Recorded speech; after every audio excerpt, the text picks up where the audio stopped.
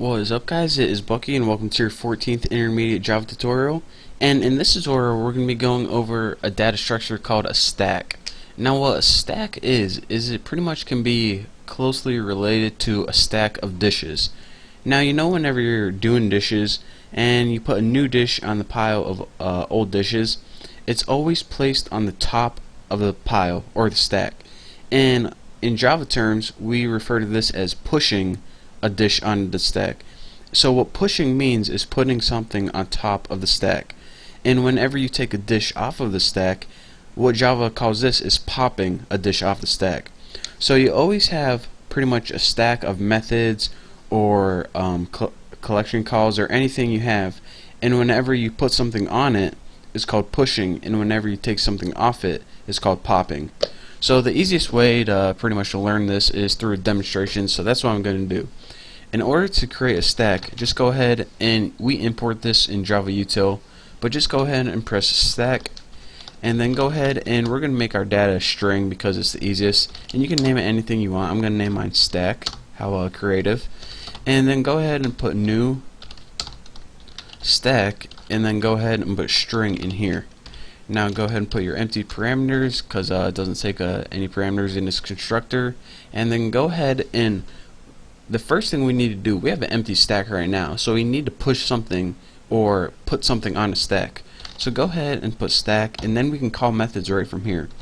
So let's go ahead and put push, and as our first item we want to add is a string. I'll just name mine bottom.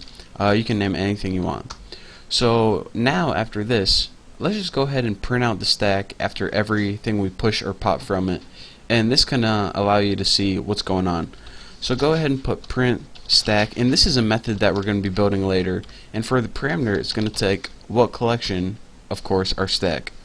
So let's go ahead and we'll push 3 items on this and print it out each time. So just copy this 2 more times and we'll paste it. We'll name the first one bottom, the second one second, and the third one third. So this is going to be really easy to see what's going on. So now we have a stack with 3 items on it, or 3 dishes. The first one's named bottom, and that's on the bottom. The second one's named second, and the third one's named third. So now, whenever we pop elements, we don't need to pass it anything. We pretty much don't need to tell it which one it needs to take off, because it automatically always takes the top one off. So instead of passing it in an element, we just name pop, and automatically pops off the first element off the top. So go ahead and put stack.pop, and we're going to go ahead and call this 3 times because we have 3 methods, or excuse me, 3 items in our stack right now. So go ahead and call pop, then go ahead and print stack. Just copy that and paste it, and let's go ahead and do this 3 times.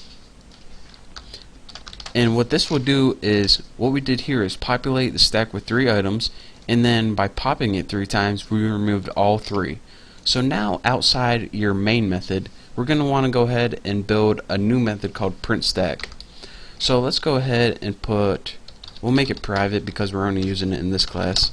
Private static void, not return anything, print stack, and as your parameter, of course, you have to pass it in a stack that is string data, and we'll just name it S for simplicity. And let's go ahead and write a simple if statement. That's the only thing we need to put in here. First we need to check if the stack is empty. So if s dot and is empty is built-in method that returns either true or false. It of course returns true if it's empty, and if it's not, it returns false. So that's why we are able to use that. So first of all, check if the stack is empty. If it is, system out print line, and we'll just write like you have nothing in your stack. And now we can go else. So this else code is going to run as long as there's anything in our stack.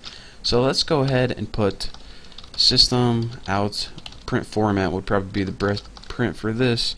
And for the format, go ahead and put %s, and this is going to be the stack.